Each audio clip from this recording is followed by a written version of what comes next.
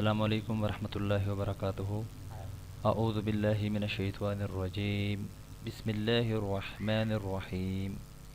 محترم سامعین، میں امید کرتا ہوں آپ سب خیریت سے ہوں گے۔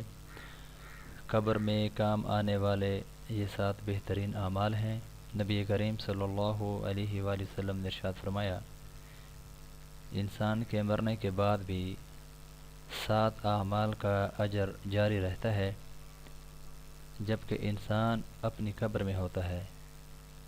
نمبر 1، کسی کو علم سکھایا ہو۔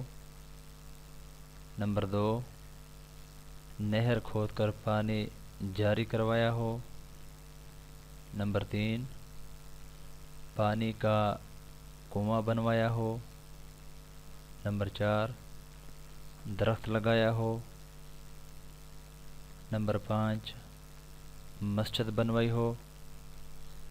نمبر 6، قرآن مجید کو اپنے پیچھے چھوڑ گیا ہو۔ نمبر 7، اپنے پیچھے نیک اولاد چھوڑی ہو۔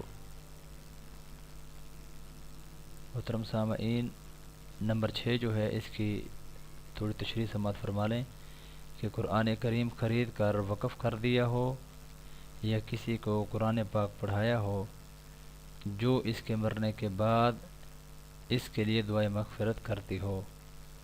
الجامع الکبیر جلال الدین سیوطی رحمۃ اللہ تعالی علیہ، حدیث نمبر 13054 ہے۔ محترم سامعین، دعا فرمائیں کہ اللہ رب العزت ہم سب کو جتنے بھی صدقہ جاریہ والے اعمال ہیں اس دنیا میں زندہ رہتے ہوئے کر کے جانے کی توفیق عطا فرمائے۔ اللہ آپ سب کا حامی و ناصر ہو۔